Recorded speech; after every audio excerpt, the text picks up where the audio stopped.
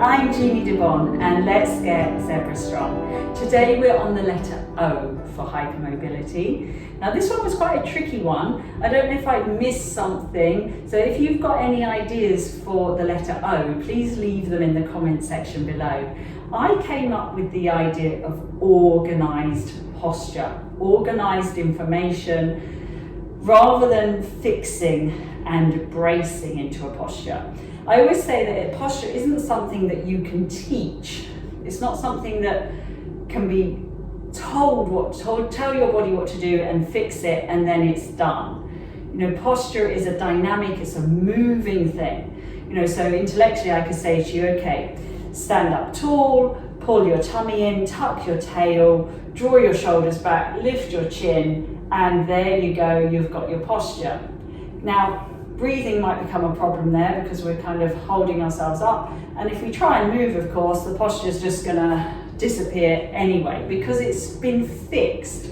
It's not a sensation that your body has put into its nervous system and really understood.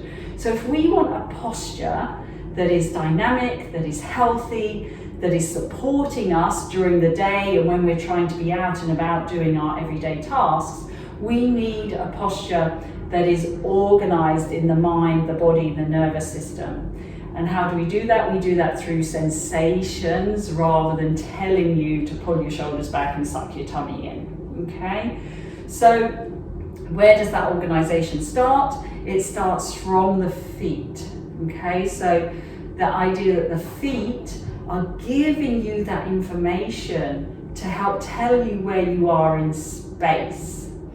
Okay, so the organisation, what does it feel like to have my feet touching the ground? Are my feet parallel? So just have a little look down at your feet now. Are they parallel, or do you tend to stand with your feet slightly turned out, or maybe your knees rolling in? There could be all sorts of variations going on. Whatever you're doing, whether you're turned out or you're someone who likes to, like I used to, hang off my hip, that information is being translated up the body, and that information is telling your muscles, your joints, where they are in space. So at the moment my hip's sticking out and I'm stretching all this side of the body and putting a lot of pressure down this leg, and this other leg is not really weight bearing at all. So is this side going to get tighter because it's overworked, and this side's going to get looser because I'm not really using it, so I have less awareness of the left side of my body. So the more balanced we are, the more organised we are, the better the quality of the information we're going to receive. So gentle, just moving about on your feet, trying to find a place that feels settled and centered for you is really, really going to help. And then learning, rather than thinking, okay, don't lock my knees. So if we're probably, a lot of us are locking our knees now. What's the sensation when we don't lock our knees? So can you softly unlock your knees? Close your eyes. I always close my eyes because it helps me kind of embed this information a little bit more. What does it feel like when your knees are unlocked? So rather than consciously thinking, oh, don't lock the knees, let's learn the sensation of having our knees soft. So when the knees are soft, we're not hanging off the joints. The information can travel up to the pelvis and then up through the spine to organise the rest of the body. So when your knees are soft, the pelvis is going to find a much better position than if it's locked and the pelvis is tipping forward. So find a softness so that the pelvis has a little bit more fluidity, and we can kind of rock the pelvis from side to side with our soft knees. And we can learn that as we lock the pelvis from side to side, the pressure in each foot is going to change. So that will help us understand that for my pelvis to be in the middle, I'm going to have equal weight on both of my feet. So see if you can find that. Where is it that your pelvis feels centered? Okay, and then just again, what's that sensation of not having locked knees? What's the sensation of having your feet firmly planted on the ground?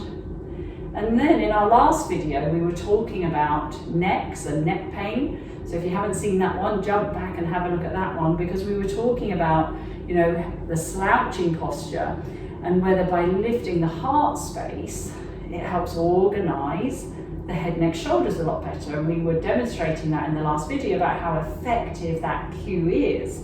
So the sensation of having the heart lifted can then help bring the head back so the head is over the pelvis.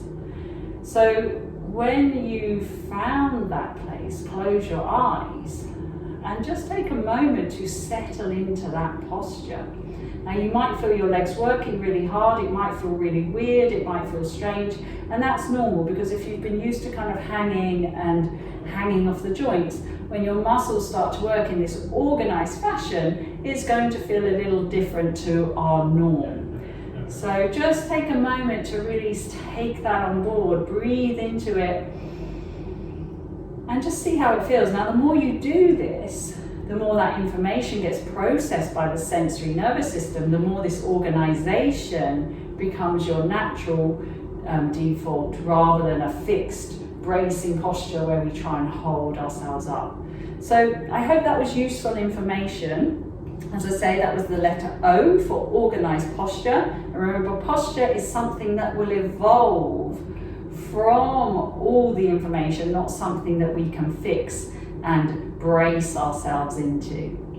So thank you for watching. Let me know any comments, especially if you have another letter O for me. And until next time, stay zebra strong.